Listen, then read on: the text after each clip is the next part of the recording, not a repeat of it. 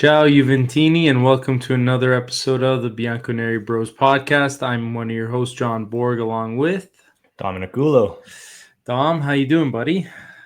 Been a long week, and it's only Monday. Happy to be here. Seriously. Always happy to be here. Seriously, Bit of a distraction is great. How about you? How you doing?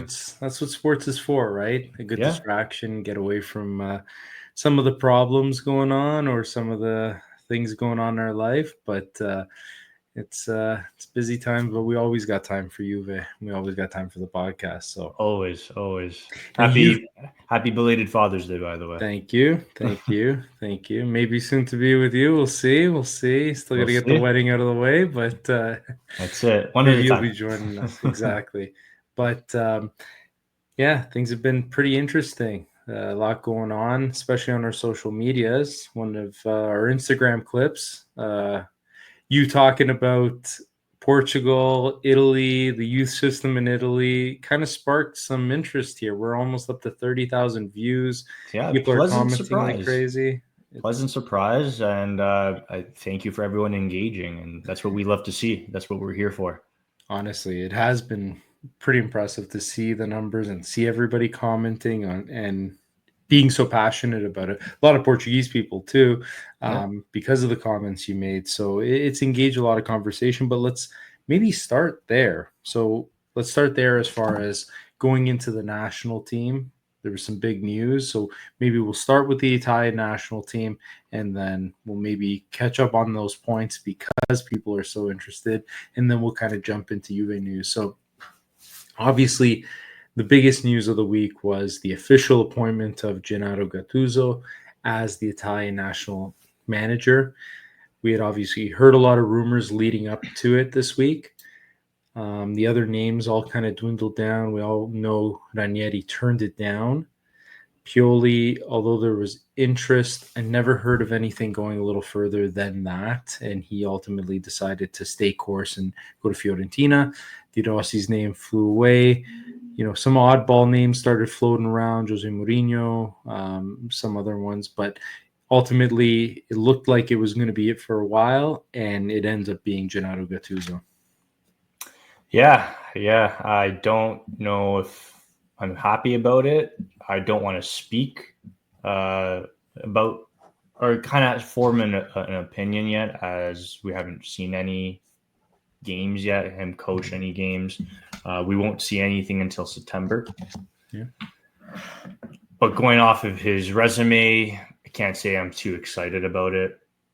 It almost makes me want to say bring back Mancini. But then what are you doing at this point, right? What's the Italian FA doing at this point?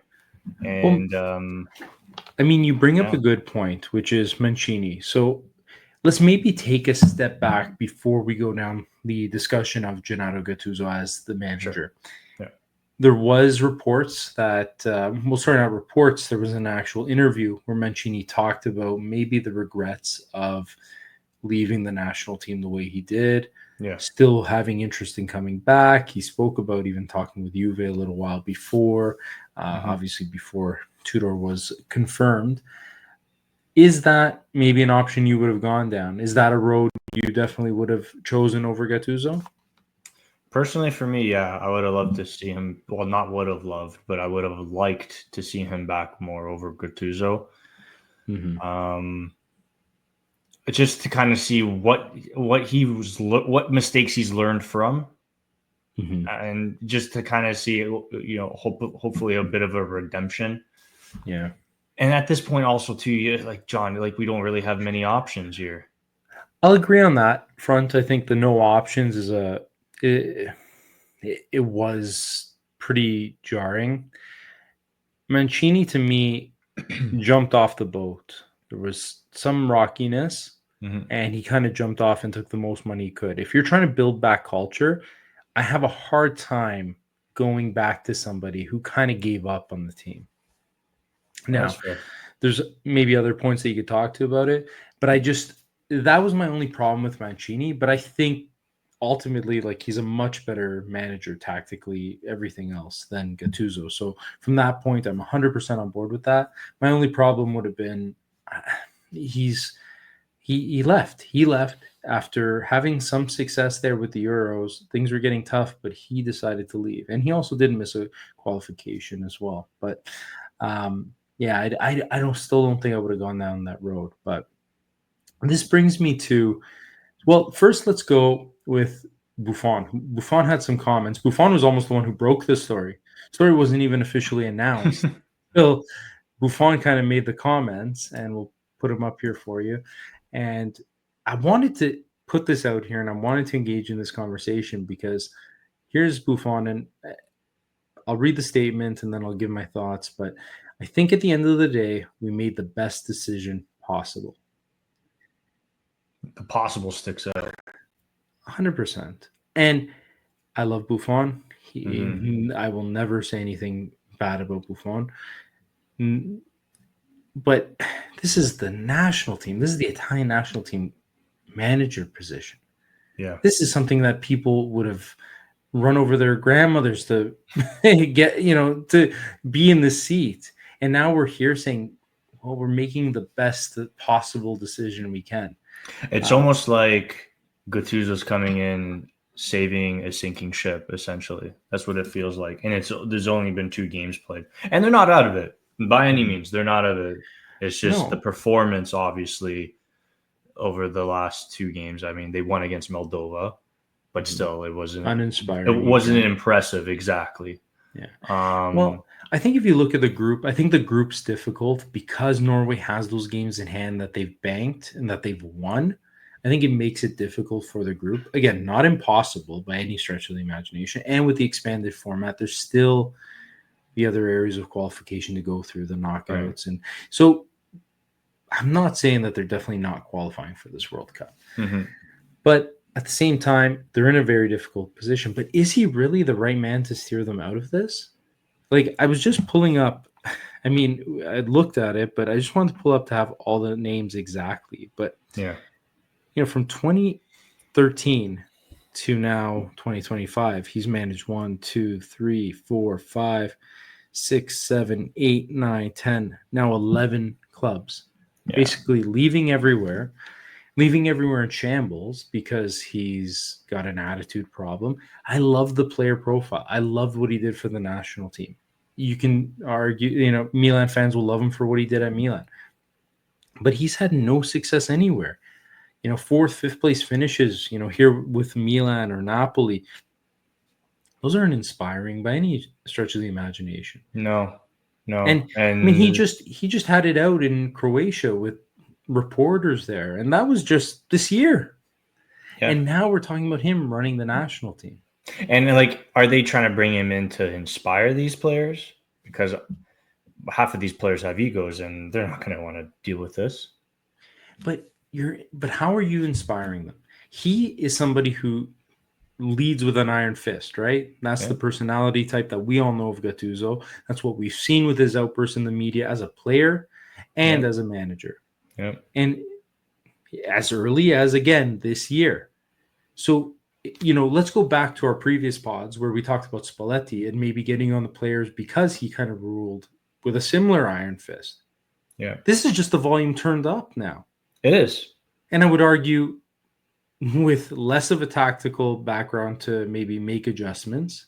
And we can talk about what Spalletti did or did not do and maybe being stubborn to his tactics. But I think he had a better knowledge for the tactics himself than Gattuso has. At least he's shown it at a managerial level. Yeah.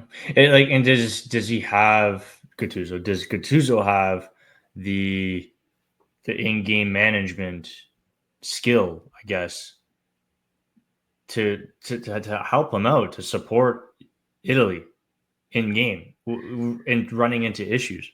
Nothing from his managerial halftime adjustments. Nothing from his managerial pass speaks to that. Basically, having a club every year speaks to that at all. No, it doesn't. And it's, like I said, I don't want to have any prejudice over it as of yet, because we haven't seen anything yet. But from what we've seen at a club level, I have to agree with you. He can shut everybody up by having results, qualifying for the World Cup, Mhm. getting them back on track, 100%. Yeah.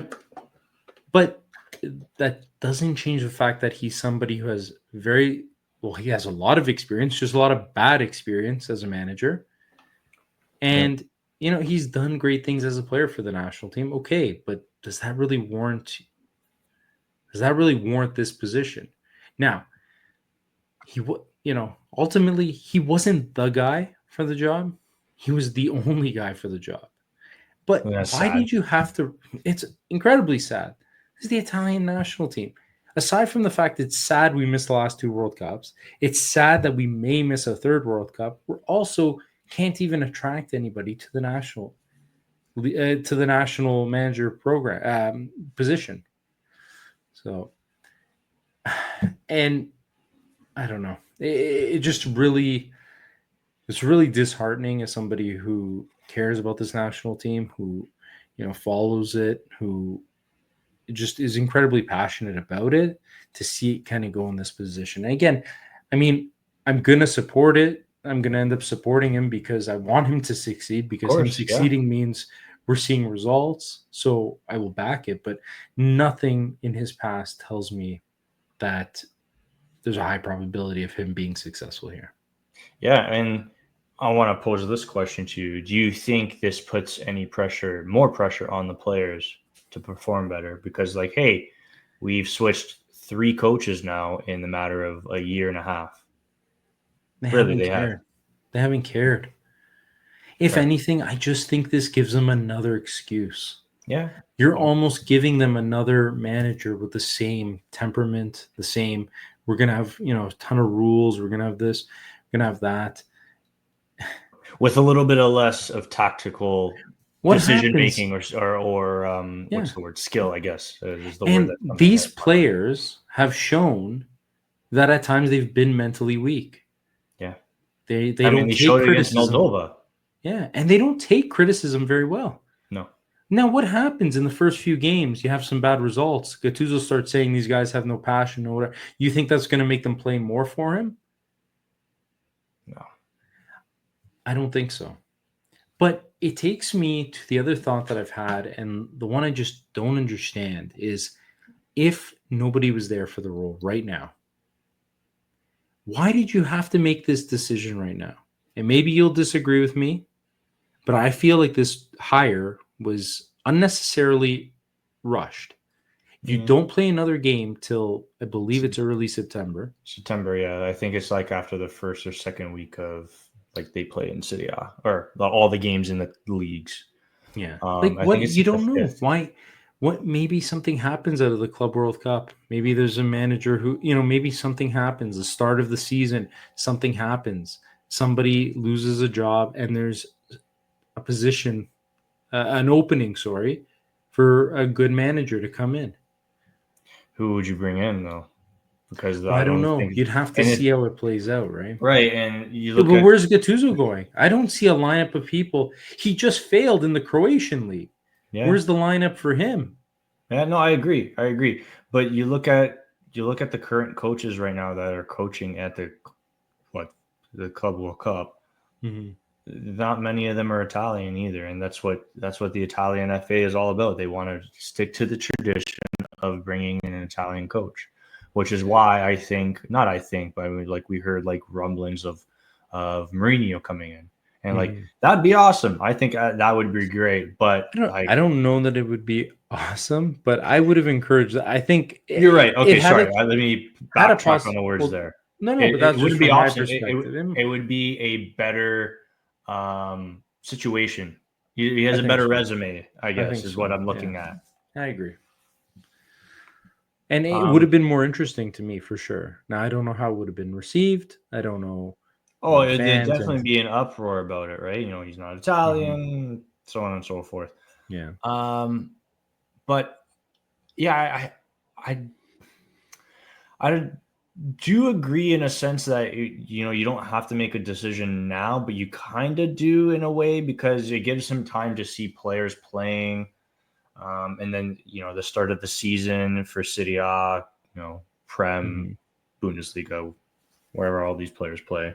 Mhm. Um, It gives him that chance to kind of see and kind of solidify his tactics. And maybe there's a lot of background situations that we don't know that him and Graniva, our best friend that we love so much, he has to talk to with, right? And how he wants to, maybe he wants to call up some players that, that have never been called up before.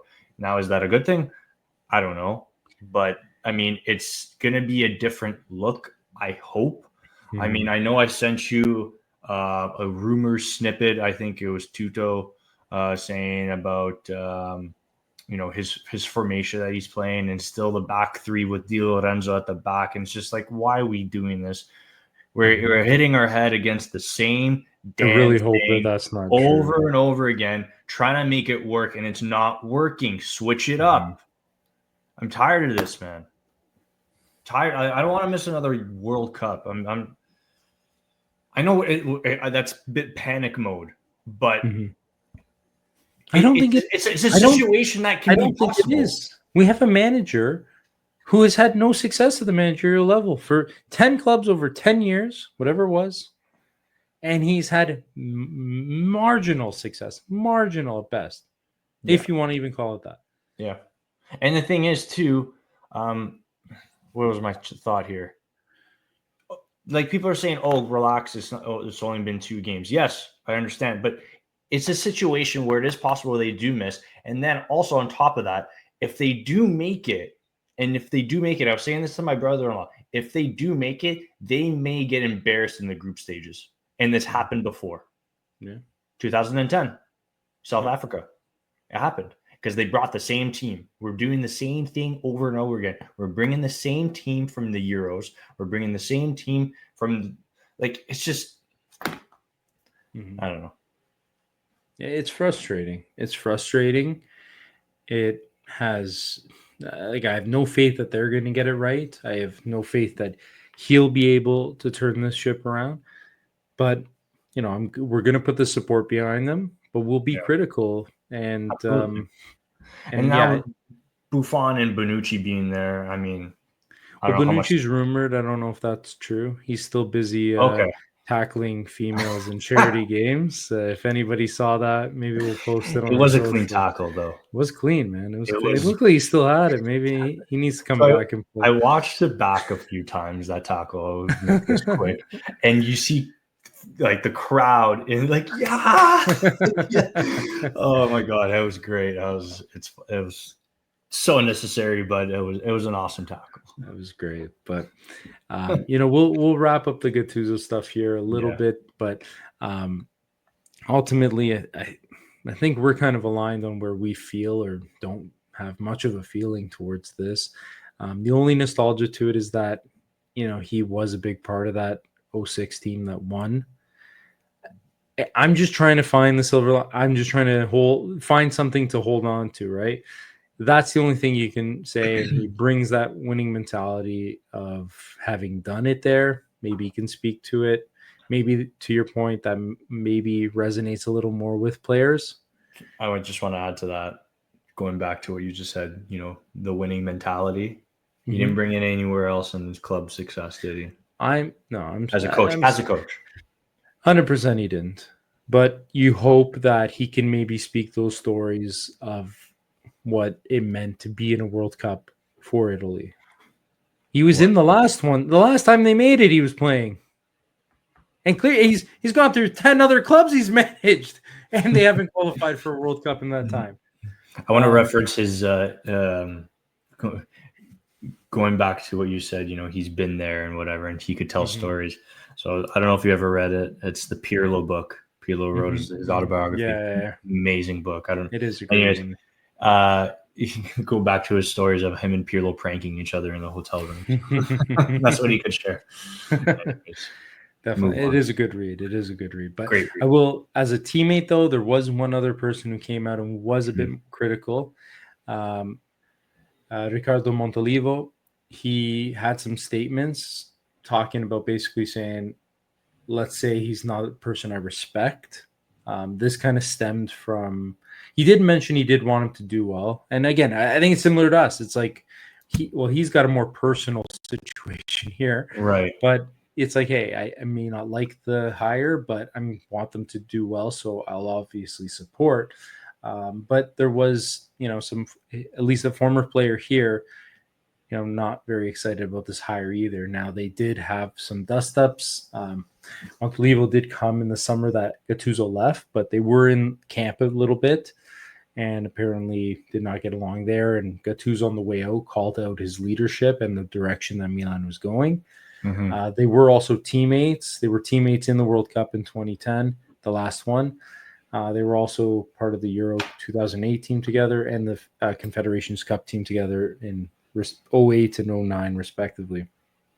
So Gattuso also froze out Montolivo when he coached him in 2017, which led to Montolivo leaving in 2019. So I just wanted to provide that backstory of maybe there was some sour grapes there, but this is somebody obviously played for the national team. Not a fan favorite, I wouldn't say, but somebody who, I did not like the player profile there, but somebody that is at least openly talking negatively about this. And I'm sure behind the scenes, there's a few scratching their head about it as well. Yeah. I mean, the timing of it is obviously convenient. You leave that shit behind closed doors, man. Sorry. Yeah. Like, move on. You didn't get along, move on. Now that takes us to, so we talked about it, the clip that we're getting quite a lot of views on, you talking about how Portugal kind of revamped their program and talking about what the Italian national team can do as well and needing to develop that youth. Well, on speaking on that, they are currently going through the Italians. The Italian under-21s are in the under-21 Euros currently. And they had two pretty good results to start the tournament. 1-0 win against Romania, 1-0 win against Slovakia. And they have a big test tomorrow. So tomorrow, or when this pod drops today, June 17th, they'll be playing Spain. So Spain, obviously, one of the favorites here for this tournament, have a great team. It'll be a big match and a big test for these younger players who seem to be playing well. But, we spoke about it. Probably playing for top of the group then. At this point, yeah, 100%. And, it's good to see 2 clean sheets when, we can't keep the ball out of our net on the main level. But, and you can watch these games if you were interested on UEFA TV. So you just have to create a profile and you can watch all these games for free. And they have been really exciting. I got highlights of the Romania game. I watched the Slovakia game, got a bit chippy there. But, they've played relatively well to start the tournament, but it's encouraging. Yeah, something to at least build off of. And but we've talked about it as well. They've had success at these under tournaments. It's integrating them finally at their major club levels and at the national league level, at the national team level. Yeah, they've not been able to find that mixture or maybe give them the reins. I think they've still been relying on maybe older players. But it's a chicken egg thing? Is it because they're not trusting them at the national team level, or is it because they're not getting the opportunities at the club level? And does this maybe speak to the culture needing to change in Serie A? I would say it's a little bit of both, right? Because you look at Juventus, for example. Juve is an example, and it's our podcast. All right, yeah. You look at Fagioli, kind of shunned out. The only playing time he got was when, a little bit of Pirlo, I believe, right? Or was that afterwards? Anyways, yeah. Like he got more playing time when he was with Allegri. And Sule, but he's not Italian. Sold out to Roma. Fagioli sold to Fiore. Keane sold to Fiore. Rovella sold to Lazio, and so on. And these players aren't getting the playing time, even at their respective clubs. I mean, Keane is, yes, because he had such a great year, but they're not being played. And Cameron Gordon's yellow again. Sorry. And it's a little, like I said, it's a little bit of both. And we're suffering from it, where you have, like, I'm going to add Spain in here as well now, is you have Yamin Lamal, right? How old is he? The kid just finished school. He just graduated. You have Chico Conceição for Portugal in a big game, semifinal Nations League, coming on against Germany, takes the game by storm and scores a banger, and they end up beating Germany. So those are a couple of examples where other nations are playing these players. Now, okay, Conceição, he was loaned into Juventus, so obviously he's going to play, and so on. So that negates that example. But what I'm saying is, like, Yamin Lamal is playing for Spain, and he's playing at one of the best clubs in the world at Barcelona, and he's starting. Like, the kid could win a Ballon d'Or very soon. So do you think that's an indictment on how we play in Serie A? And Absolutely. I mean, I think it's backwards thinking that we have. Yeah, and you see it. I mean, Chievo ends up selling Coppola to Brighton, another young Italian player having to go overseas to play. We had Roberto. And he was not much. Roberto Di Zerbi came out, and fundamentally, now this was more a shot at Inter's failings in the Champions League final, saying but he referenced it saying, I'm not really talking about Inter, I'm talking about Italian calcio in general. It's like they don't know who some of these players are. They're too ignorant of their surroundings. They're too ignorant to look outside of their bubbles, that they're totally being left behind. And that's why he felt Inter weren't prepared for PSG, because they didn't know the form Dembele was in. They didn't know Vitinha is playing like one of the best midfielders in the world right now. How could you not, though? Because they think, hey, we're doing so well. We're, they were just ignorant of their success domestically. Yeah. Or is it arrogance? Yeah. Right. And there's no path to growing that. There's no incentive to keep these young players here, to keep them playing here. No, and they don't want to play here. Once they leave, right? Like, go back to Jorginho. He was hot for a while, and then he went to the Prem and he did well. I mean, like, he had his moments. He had his few years where he was really good, and he was a hot midfielder that he should come back to Italy. You look at what's the other name? Oh boy, I'm drawing a blank now, and I'm going yellow. Tonali. Look at Tonali. He's playing in the Prem. I mean, he's playing, but it's not talent. Another guy who Italy. had to go. Another guy who had to go, get sold, and is now playing there, instead of guys wanting to come here in their primes and stay here. For the most part. Here's the name. Oh my god, it was on the tip of my tongue. For PSG, and then he went to Saudi Arabia. Starts with a V. Oh, Verratti. Yeah. Yeah, I drew a blank. Right. And you look at Calafiore. Yeah. The most recent one. So the list goes on, and it's not like we're learning our lessons here like we are with the national team. No. So I think it's a little bit of both here, man. Yeah. And the problem is the path just seems to be steady. We're not breaking off and finding a different route. And that's what concerns me the most about this.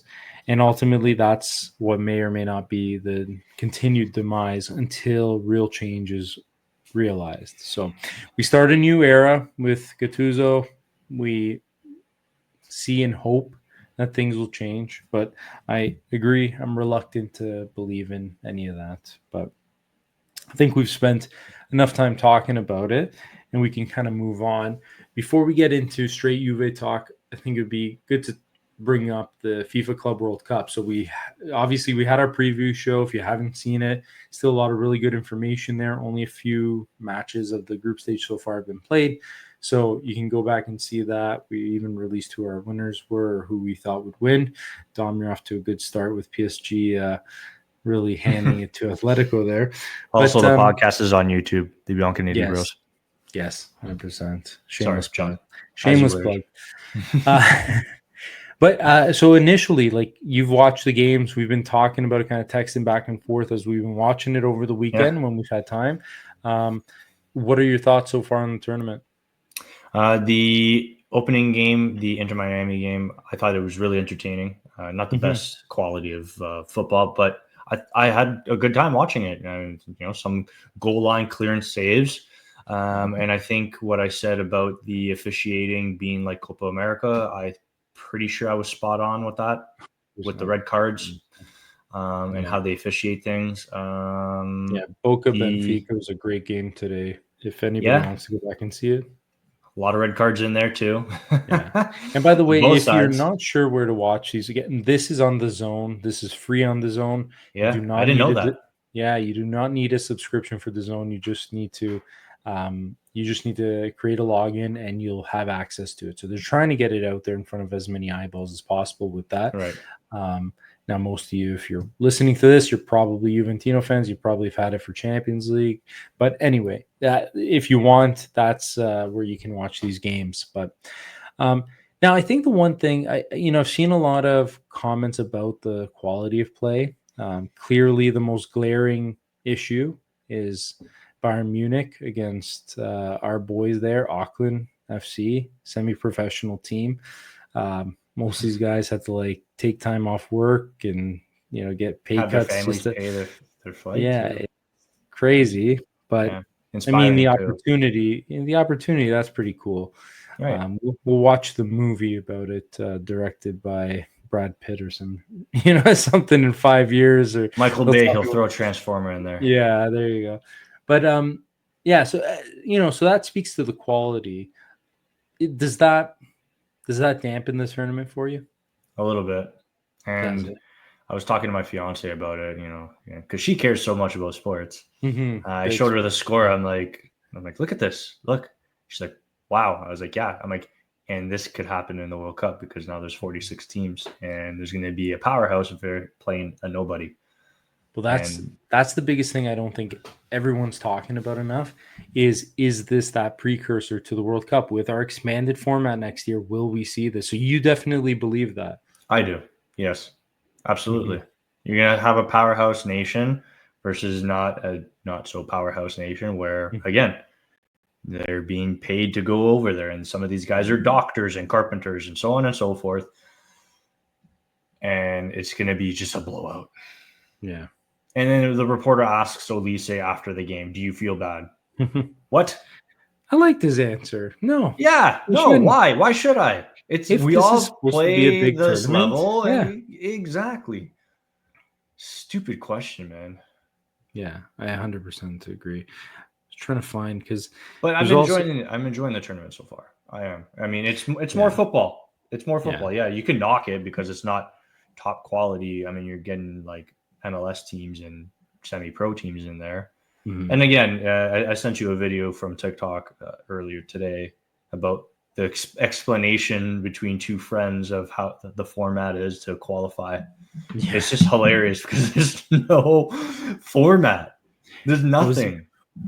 I was even trying to pull it up. I don't know if this is the latest one, but even, some of the qualified countries so far, obviously the United States, Mexico, Canada. This is for the World Cup, obviously, in 2026. Okay. Japan, New Zealand, Iran, Argentina, right? So you're already seeing some of the teams already qualified are even kind of inferior. Now they've been at World Cups, so they've shown that they can kind of keep their head above water, but definitely is something to keep an eye on as the field starts to shape. Unless Italy gets New Zealand again and draws them like they did in 2010. This time they'd maybe lose, but that's a whole other story. But it's, to me, the matches have been pretty impressive. I think, we're almost accustomed to, because here we're in Toronto, we're Canadian, as you guys would know.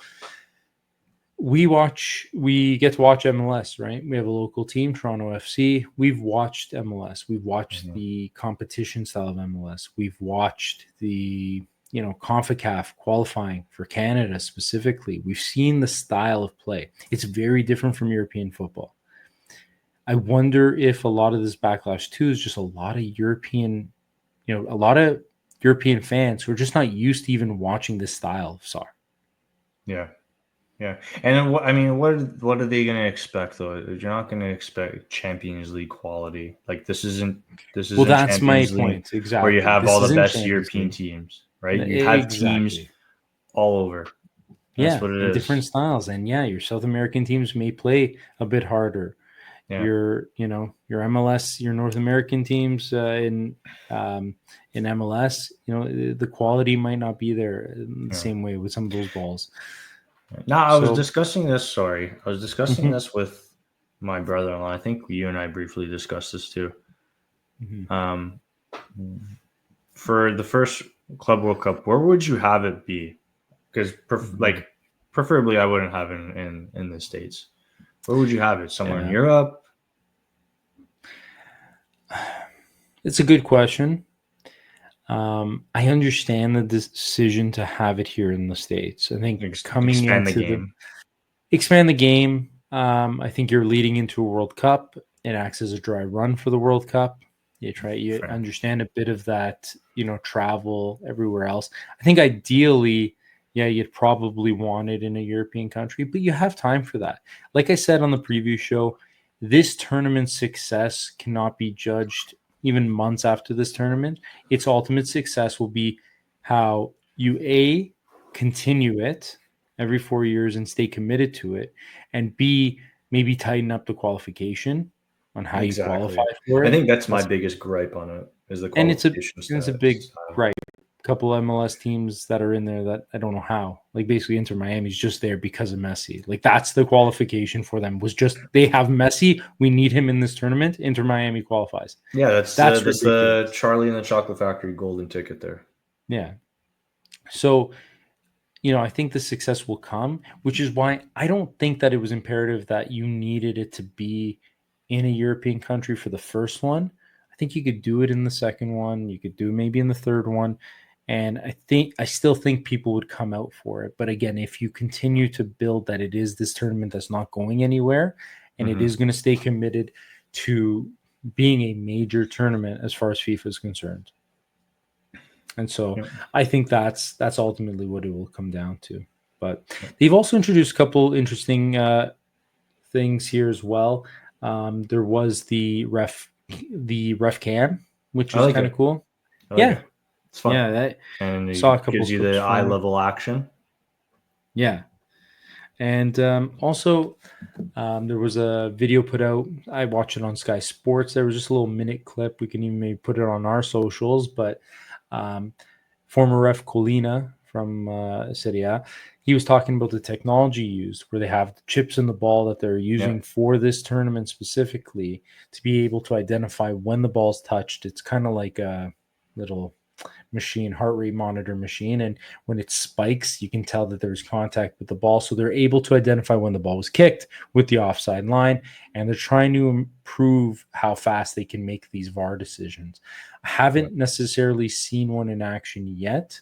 Hmm. Granted, I'm still a little behind on the games today, but I haven't seen it in action yet. But it's kind of interesting technology, and that's, I think, the way to success with VAR. If the quicker, easy decisions can be made like that using actual analytic data that is 100% proven, then use that, make the right decision right away. It's what I have an issue with is the 5-10 minute delays to see if your pinky toe was offside or something. That's where I Ronaldo's have a little, hair. yeah, like it's some of those decisions are ridiculous.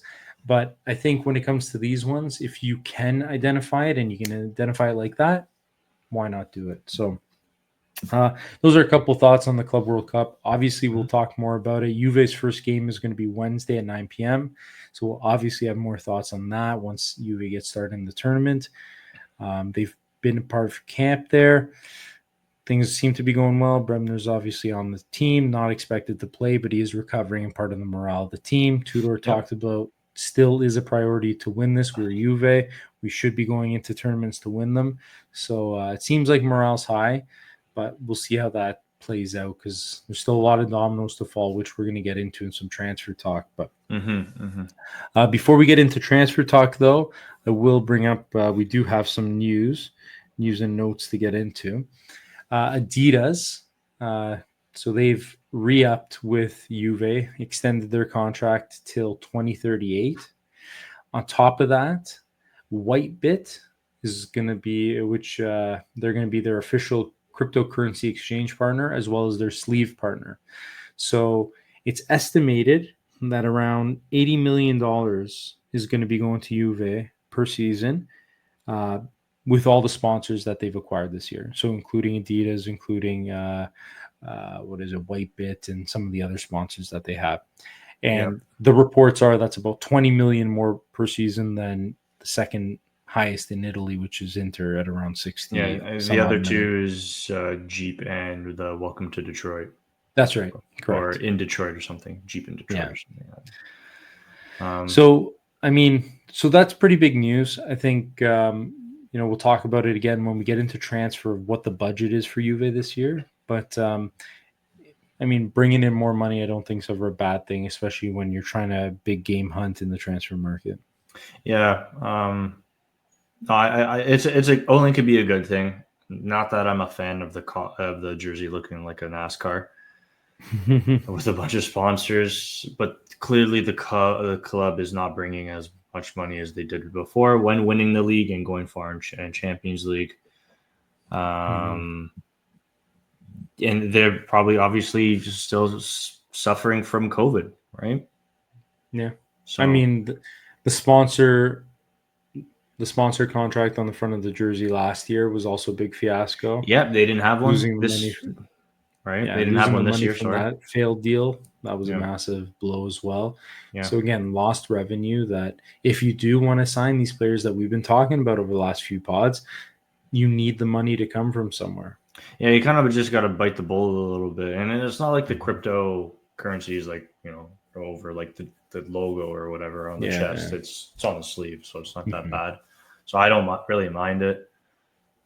So you kind of got to do these little things here, and obviously perform on the field. Then that's where you get the most revenue, right? And with Adidas, how have you felt about the jersey quality, the jersey styles since Adidas has been? Hit or miss, I would say. There's like ones they might make, like the third one, the blue one that with the collar and the button. I was like, I love that one, fantastic. I wear that to dinner. My fiance doesn't like it. I'm like, what do you mean? They don't know. It's a horse. It could be Ralph Polo. Never mind. It's a beautiful jersey. It is a beautiful jersey. Like the home jersey, I love it. Clean stripes, and a bit of a design in the jersey that you can't really see, only you could see up front. And then you got the third jersey, the weird yellow textures and whatever. But again, hit or miss. I don't know. Do you find they're knocked it out of the park, or they've felt like they've been way behind? There hasn't been any in the middle. I don't know what they're thinking over there. You don't need to make it this hard. And then maybe we're just too old. I don't know. I'm only in my 30s, so I'm not that old. But maybe the taste, the style is different from what the kids they like to growing up right now. I don't know. Well, on that, they did release the Juve's away jersey for this coming season. Thumbs down. And the old men will give their opinion on it. Here it is. I mean, it looks good on Bremner there. It looks good far. Yeah. If it's not Juventus, if it's not a club with the rich history and the jerseys that they've put out as their away jerseys in past, like if you put that aside and you maybe try to look at it, you're like, it's an okay kit. No. No, I don't like John, if it was just like blue with like minimal designs, like I don't know what the squares are for, like the sequence squares all over, and plus the water. I'm sure they have some meaning to it, but like I like the yellow accent on the shoulder there. That's a nice touch, and the white sleeves and the white collar. I like that, right? But if this was just blue with minimal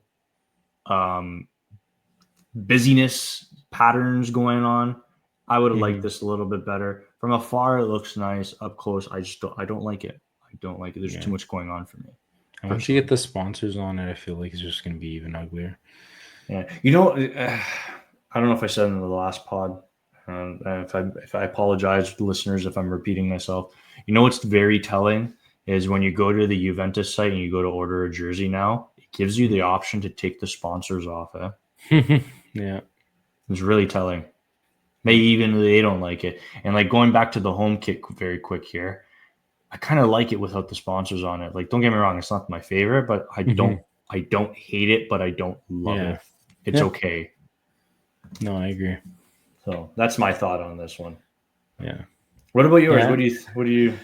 Yeah, I don't love it. It doesn't speak to me like Juve jersey. It speaks to me like an okay athletic wear jersey that you can, if I'm gonna work out in, maybe I wouldn't mind wearing it, but not Juve, not the way Juve jersey. I was about to say, it kind of looks like it would be a jersey they would wear when they're warming up on the sidelines of it. Yeah. Right? Well, like, look, I'm wearing this one. I know people aren't in love with this either. I got it on sale, but I don't mind buy it. almost everything Juve. I don't even mind the pajama training top. I know we've had our talks about it. I kind of like it now. I'm like, I'm those gonna look good with jeans and like white sneakers. see? Those look nice. Yeah. But again, it's like, okay, for a training top, I can get around being a little funky, whatever, right? Mm-hmm. This is your away jersey. Come on. Yeah. I'm just, yeah. And my thing is, how are they going to see the names and numbers from afar on TV when it's white? That's a good point. We're gonna find out soon, right? Once we get. What do I know, buddy? I know they're not asking us to. They're not asking us to design any jerseys, but now on that topic, though, we did see something that was put out by one of the Twitter accounts, and it was a question of what do you think is the nicest Juve jersey of the last almost 10 years, right? Was it 9 years? And that is the wrong one. But this is the right one, which is, so starting with the blue, you have last year's yellow, you have the pink and white, the two blacks, the blue. Let's pick ours, man. What's your favorite? It has to be 17, 18. Yeah. And then for me, right beside 18, 19. Yeah. To me, 18, 19 was going to be my pick. I like it. But it was only because it also had some sentimental value to me. It was around like when my wife and I went on our honeymoon to Italy, and we went to the Juventus Stadium. We did the tour, and we grabbed those. She's Portuguese, so we grabbed the Ronaldo jerseys at the time. And, so that one had a bit more sentimentality to it. But I think as well as 17, 18, just that was such a classy jersey. Yeah. It was a good year. Even Chiellini. I just see Chiellini talking about how Tottenham are perennial losers in that thing. We had some fond memories of those. But yeah, even 21, 22 is nice. I kind of like 20, 21 as well.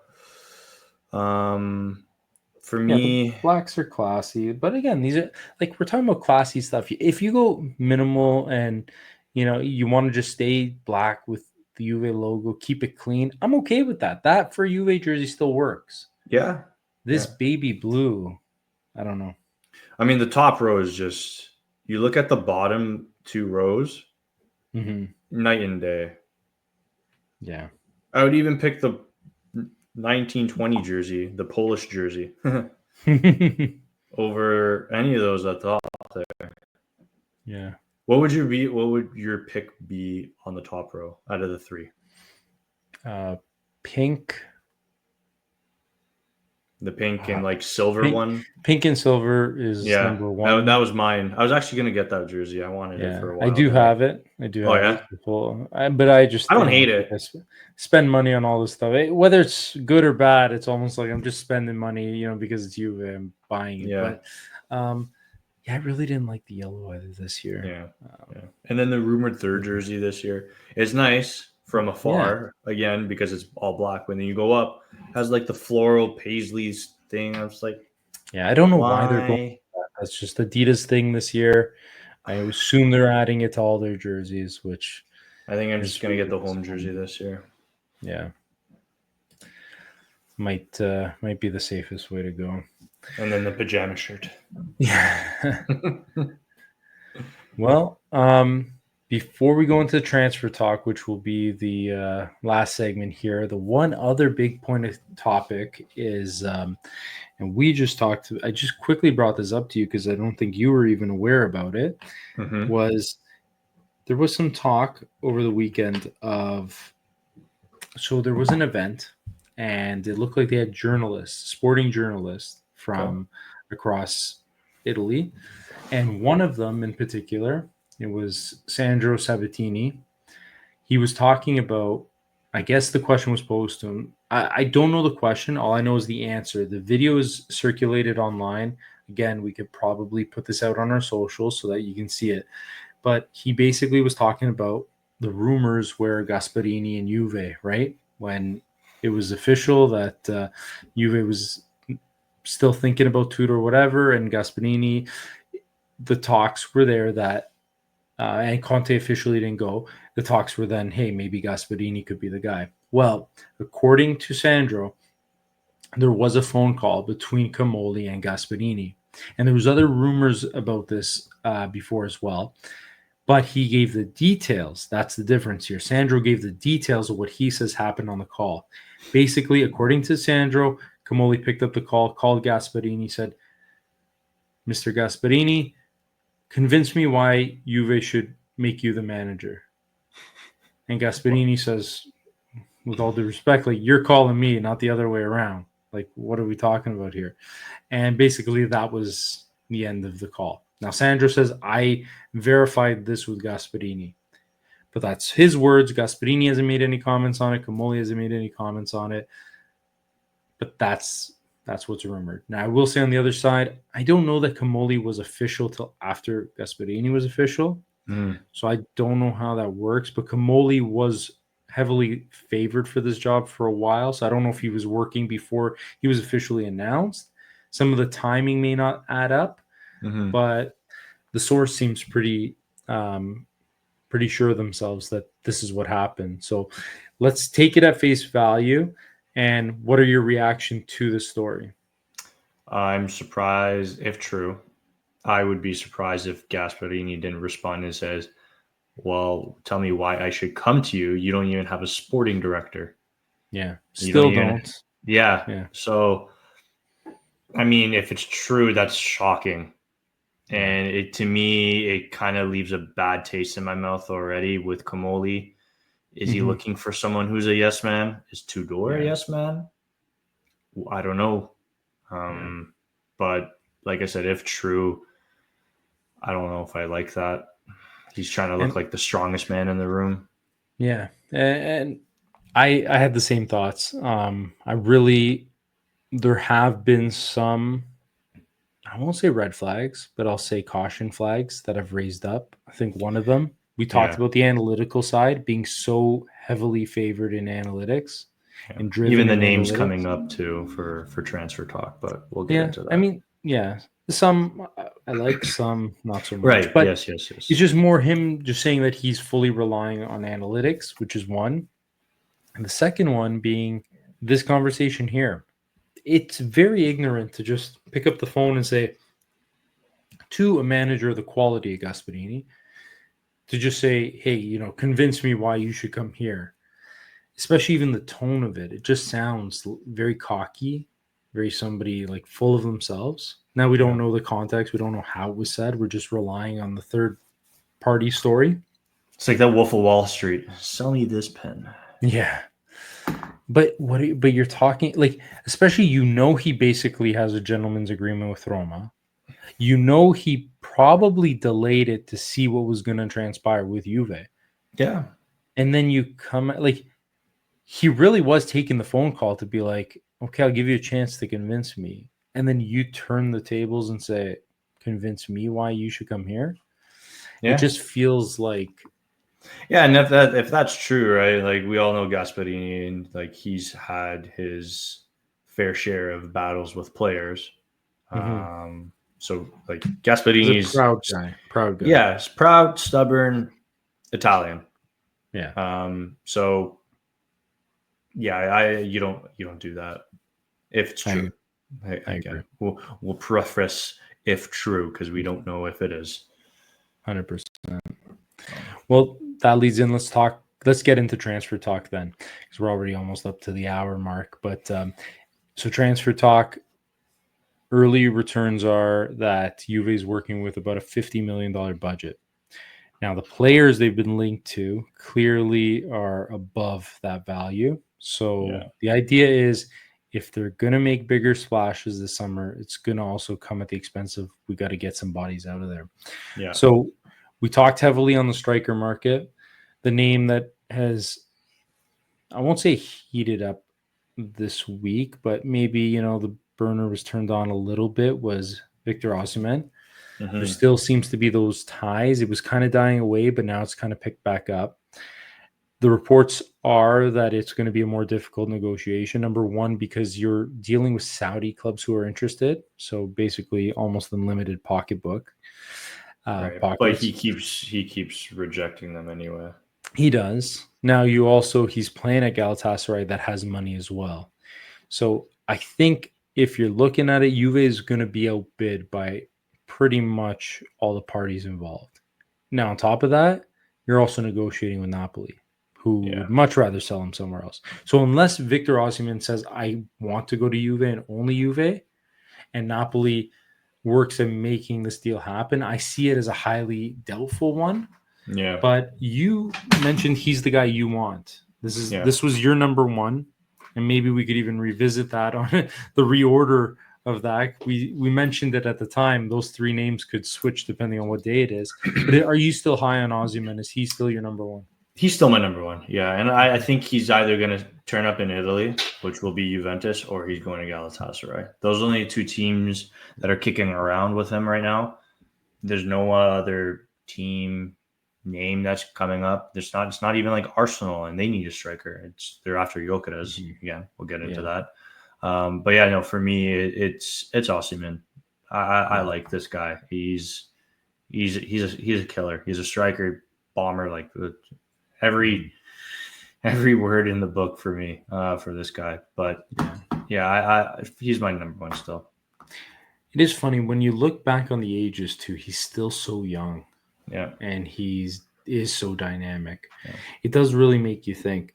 But you'd still work so well with Comolli. Sorry, I do agree. But I'm also still a big Gyökeres just guy based on some of the intel I've been fed from Sporting fans. Again, they're watching it through the eyes of the Portuguese league, so you do have to take that a bit of grain of salt because we have seen guys that have had success there, maybe not translated. Others have, obviously. The player profile is positive, just has a massive cannon of a shot, built like a tank. He's the kind of, if you molded a striker, you'd probably want to mold it in Gyökeres's model type. However, he's already 27. So he's a late bloomer. He was at Coventry before Sporting. And he had some success at Coventry, but again, Sporting's really where he's made his name. And again, he's scored against a lot of bad teams in Portugal. But he also won a hat-trick against Man City in Champions League. So he's shown he's had some success in Champions League. Now, on the Gyökeres side, before we go to Gyökeres, I will also state there was talk that Osimhen was not heating up, but starting to become a bigger name on Juventus's board. They did talk about a potential other striker from Strasbourg, Emmanuel Imaga, 22-year-old. Now, right before we came on there, you read to me from Fabrizio Romano that it looks like he's going to stay another year at Strasbourg and then go to Chelsea in the following year. And that there's some sort of agreement because ownership is similar. So it was an easy negotiation to make. And it fits the player profile that Chelsea goes for. They go for these younger players. They go for a ton of them, bring them in. If they're successful, great. If not, whatever. They don't seem to care. They have this model. They stick to it. And under the new ownership, that's just what they're doing. See Liam Delap. And Fab did preface in that quote. Sorry, John. He did preface in that quote that Juve fans need to be patient because the management just stepped in. So meaning that the wheels are turning. Yeah. I believe, this is my opinion, the wheels are turning on Vlahovic. I think something will happen soon. Okay. He'll be after the FIFA Club World Cup. So we'll pause it on Vlahovic, but that is the key to keep in mind in all of this. None of this happens. None of these names are real unless Vlahovic leaves. If Vlahovic or sales in general happens, but Vlahovic for sure. There's no way Vlahovic will stay if any of these are to come in, because you need to get his money off the books. You need a ton of other stuff. But I agree, to facilitate these trades, there are other moves to facilitate these transfers. There are other moves that need to be made as well. Yeah. But we'll kind of go into Vlahovic because there was another rumor that popped up specific to him. Right. But we'll go into Victor Gyökeres again. Juventus is trying to get in there. There's been major talks that, again, Manchester United, they were the heavy favorite, but they seem to be taking a back step. It seems like Gyökeres would prefer, again, to play in Champions League. Arsenal became kind of favored over Manchester United. Now, the reports that I've followed from the reliable English reporters that I follow and listen to on their various podcasts and Sky Network accounts, they still seem to believe he will go to England. They don't talk about Juventus as a real option. So I kind of worry about that for Juventus's probabilities of getting the player, just because Italian news reports anything. So half the time you can't trust it, but some of these guys are pretty trustworthy and feel like Juventus' name would have popped up in their respective pods or articles if it was a real possibility. But there have been reports connecting the two. So there is a little fire there, but or a little smoke, but nothing. I don't think anything concrete again until some other situations unfold. Yeah, and Fab did also say too that Sporting rejected Arsenal because the bid was too low. Yeah, and it sounds like the player is open to go to Arsenal. Yeah, sounds like definitely interested, but again, and it is still stated true since our last pod. Their number one choice is Benjamin Sesko. He fits their profile that they prefer. 22-year-old striker. So the age profile is younger. If they were to make a splash, that's the one Arsenal wants. But again, the Saudis could hijack that, which would again mean they would turn their focus to Gyökeres or maybe a different striker. But that's in the situation. But Sesko is number one on Arsenal's board from all accounts at this point. So I think we'll see how very well there. I think so too. And I think I'd prefer to see a young player of that stature who at one time was almost compared to the next Haaland. Hasn't quite developed that yet, but put respectable numbers in the German league. Yep. But I would prefer to see him play in the Prem instead of going to Saudi Arabia. But let's see where that goes.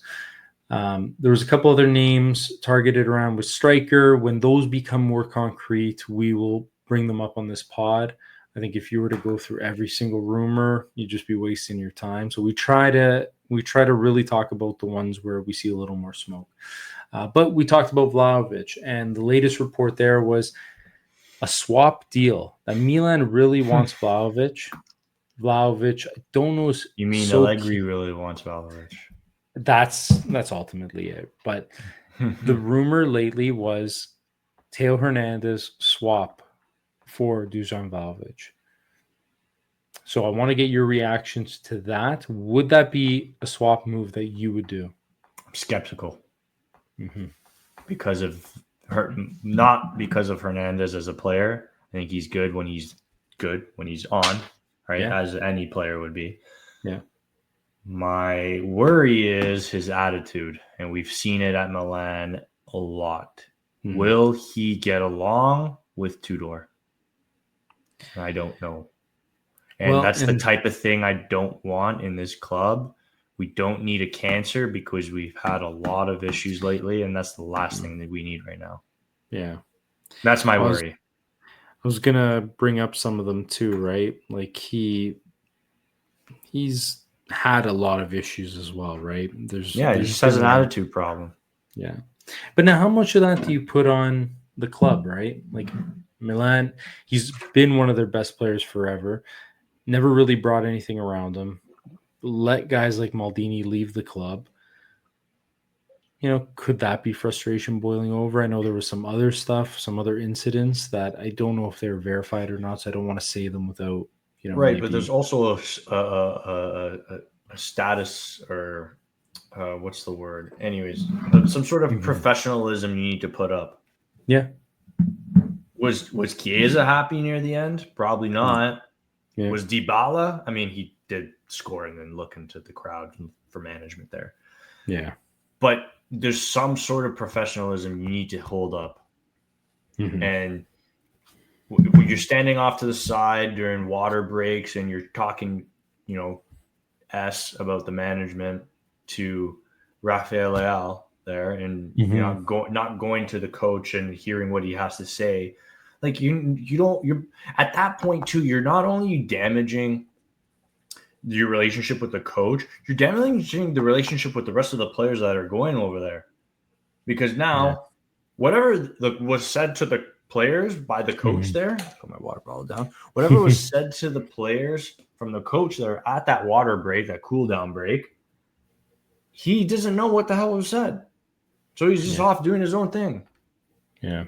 I like the player. He's really good. He's really good for the French national team. Mm-hmm. But I don't know if I like his attitude. And unless he cleans it up, sure. Fine. Because not that I don't like Vlahovic. I think the team, and we said this before, the team and the player need to move on. Yeah. The writing's That's on the wall. That's what it comes down to. That's what it comes down to. And if you could find some sort of agreement where it's some like you loan swap the players or something, where how we did with Higuain to get Ronaldo in. Mm-hmm. I don't know. Yeah, I mean, and the age difference isn't much. Teo Hernandez 27, Dujon's 25. 24, 25, yeah. A few years off. Yeah, so not a big difference. And we would have a proper left back. And Cambiasso would be on the right. That would be amazing. That would be our defense would be not much perfect, but it would be improved with Brema coming back. And I think Tudor would be open to that, because I think, again, the profile, what he would bring to that left side would fit a need that I think he really sees. And John, you're addressing two issues, right? You're addressing the that's what I was just going to say. Issue, and then now you could go get your striker. Go get your striker. Well, that's it, and that's to me where this will rank how I feel about this kind of swap deal is if you were to make this swap deal and you were able to go out and get a Victor Osimhen or a Victor Gyökeres or any other Victor that can put the ball in the back of the net, whatever it is, if you pair those up, then it'll make a lot of sense to me.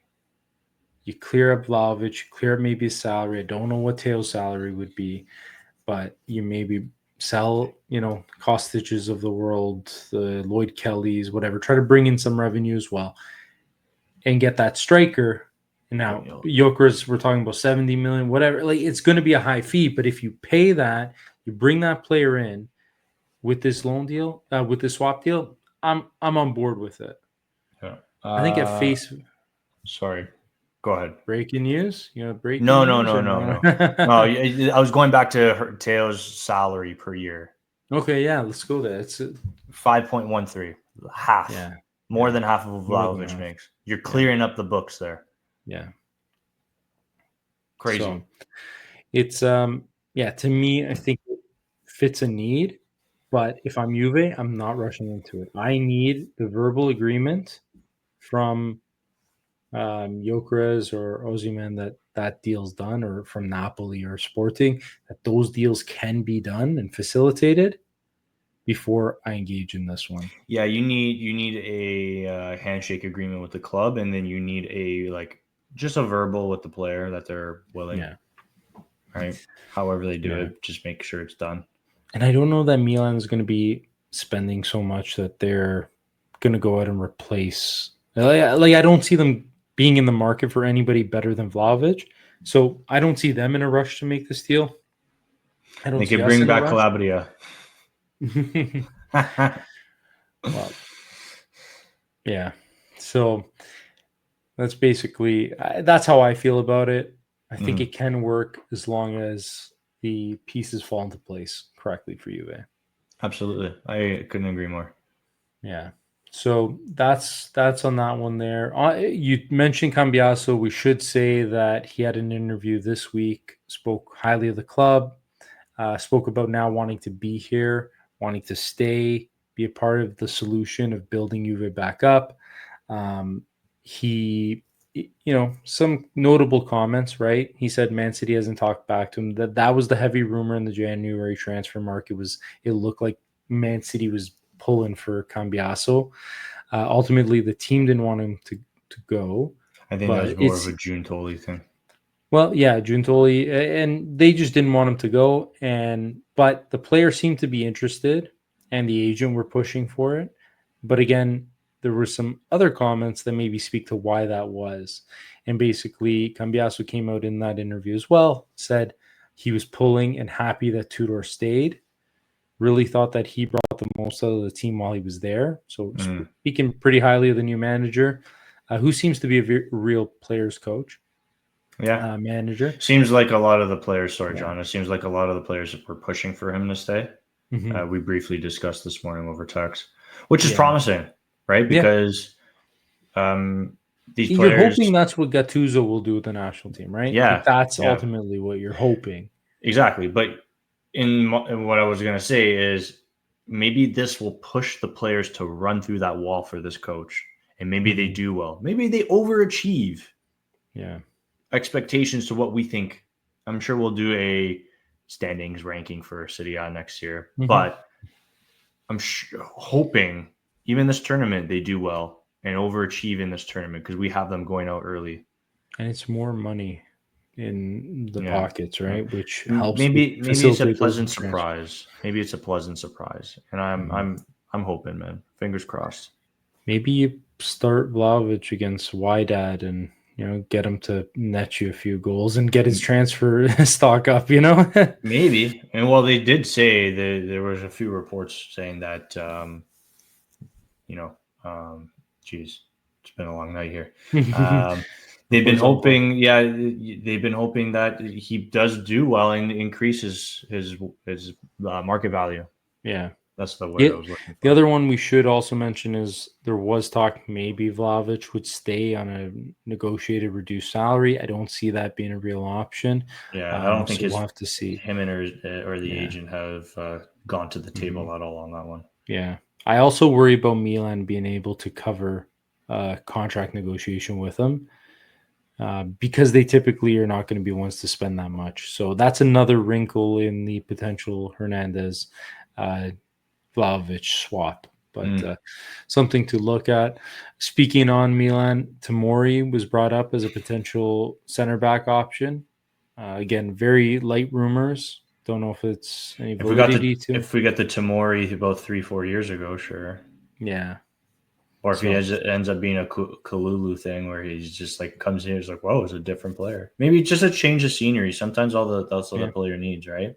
Yeah, you brought up Kalulu on the Hernandez one. He's also apparently reached out to guys like him about how apparently last season he had asked about how's the culture at Juve and stuff like that. So that is also something going around and making around. So interesting. Maybe a little more smoke than we're even thinking with Teo. Right.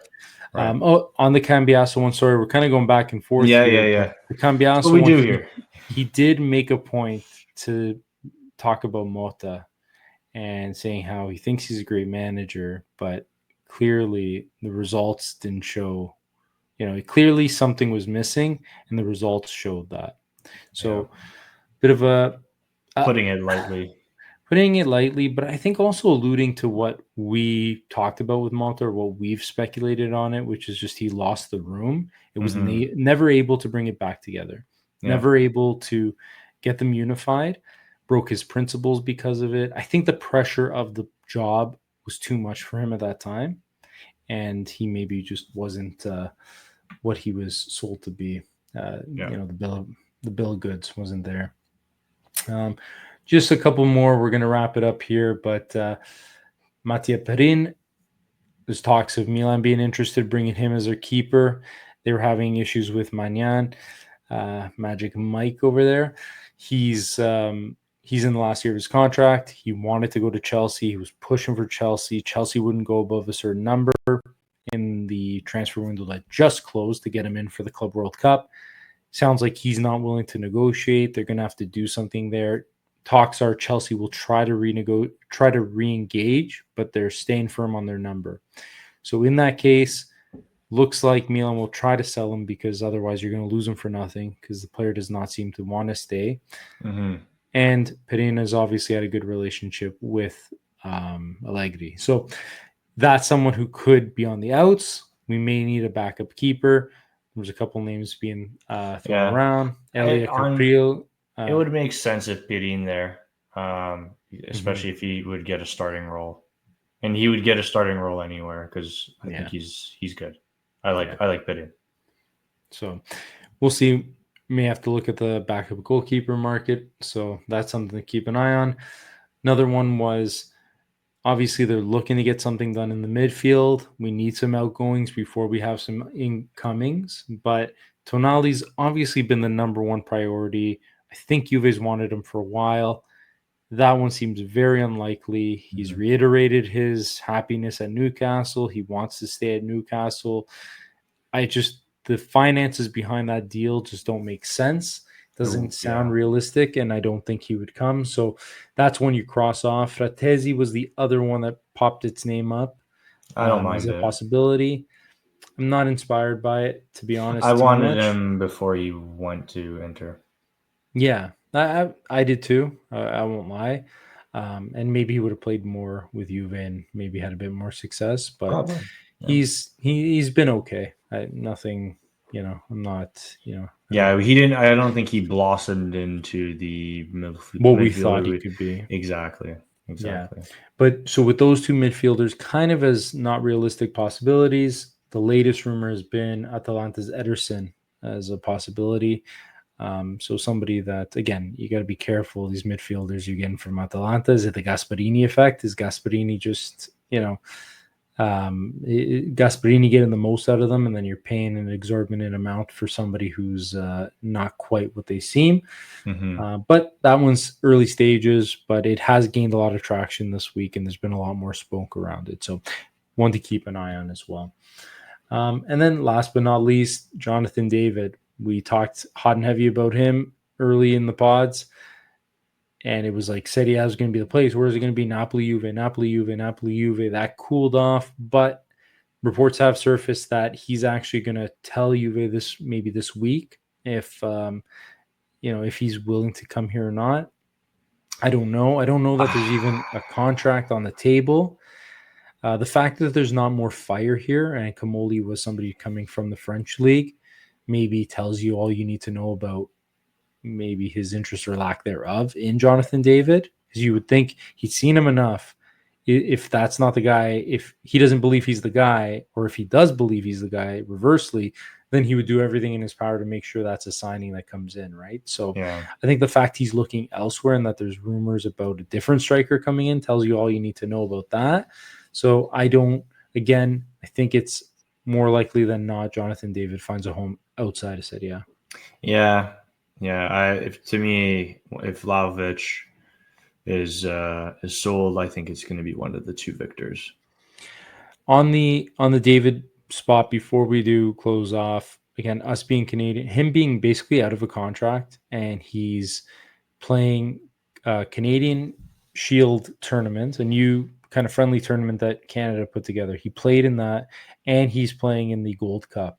And Canada already has an injury. Sam Adekugbe, left back, he was without a home. He tore his ACL.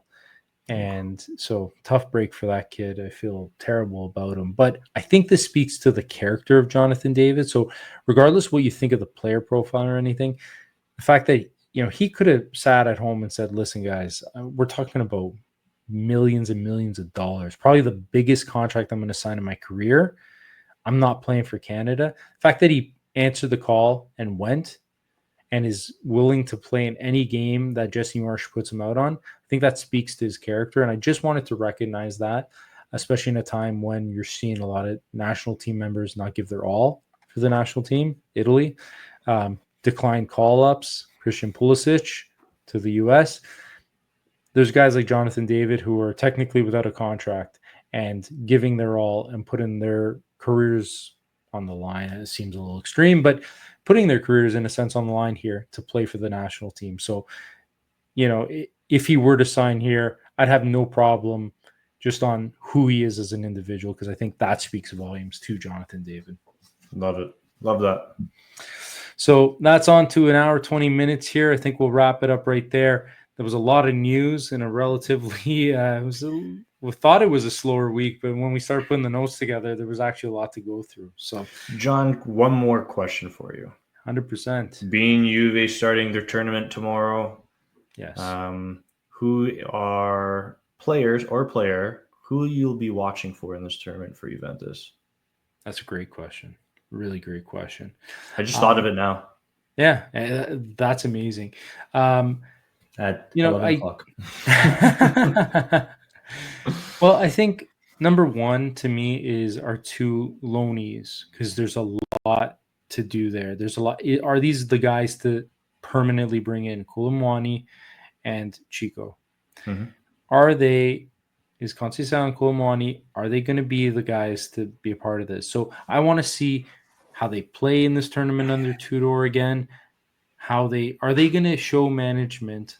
To your point about Chico coming in for Portugal and scoring that banger and basically willing them there. Is he going to show that in this Club World Cup and say, spend the 30 million or whatever, like stop negotiating here, just spend the money, bring me in. I should be a Juve player. I am Juve quality. I can play for this manager. I can help propel this club.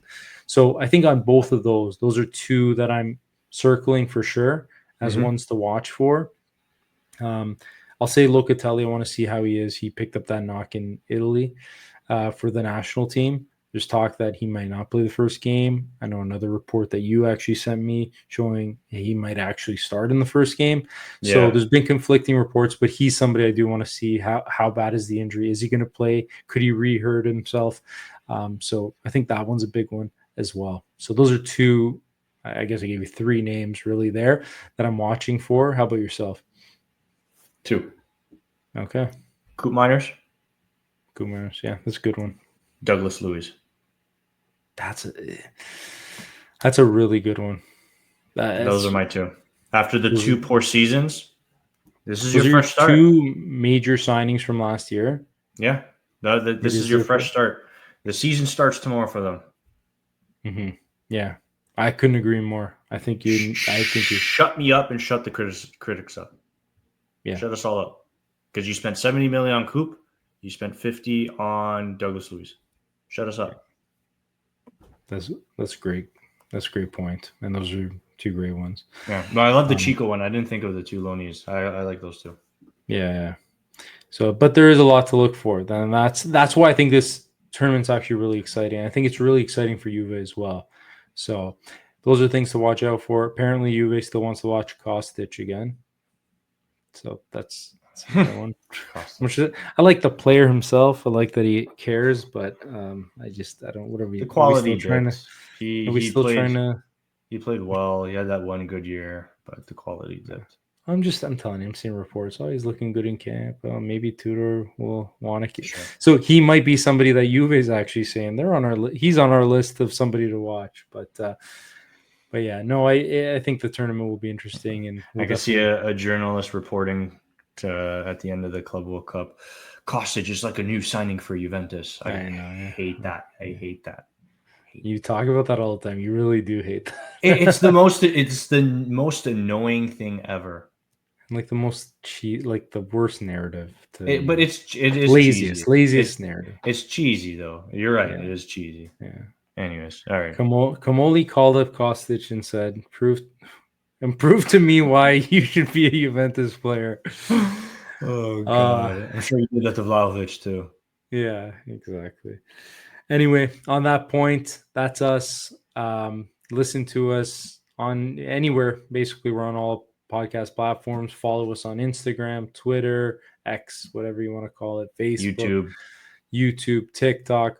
All of that fun stuff. Again, engage in the conversations. Like we said, we got the one post up to it's probably past 30,000 views now. Everyone seems to be engaged in it. You talked about Portugal and Italy in one reel for 30 seconds and everyone loses their mind. So if engage with us, talk to us. We're really excited. We're really excited for the Club World Cup coming up. like we mentioned, we're going to be in Philadelphia down there. So if there's any fans that are watching this, come find us, or we'll come see you as well and chat some Juventus. We'd love to hear from you too. What you love, what you don't love. Both John and I are here. We're both learning here as we go, and we're just excited to be here. Honestly, I look forward to these twice a week. We talked about in our intro, we're just Juve fans who have these conversations. It's like we're just doing what we would do normally, except we're putting it on a platform to engage with more fans and put it out there to see what your thoughts are and engage the conversation. Sometimes you're in your own little silos. Like, I'd like to engage conversation. That's what this is all about. That's what makes sport fun, is that you have these conversations. And even when you don't agree, it almost makes the conversation even better. So engage with us. You don't agree with us, you don't like us. I think one of the comments called us average Americans. I go, buddy, we're Canadian. We're average Canadians. Come on. So we don't care. Hey, come on, bud. Give us your best shot. We got thick skin. Okay. We've been through a lot as sports fans. So with that, we're happy to do this and we love doing this. So that's it for us today. Another great episode for us. Bianconeri Bros. Out.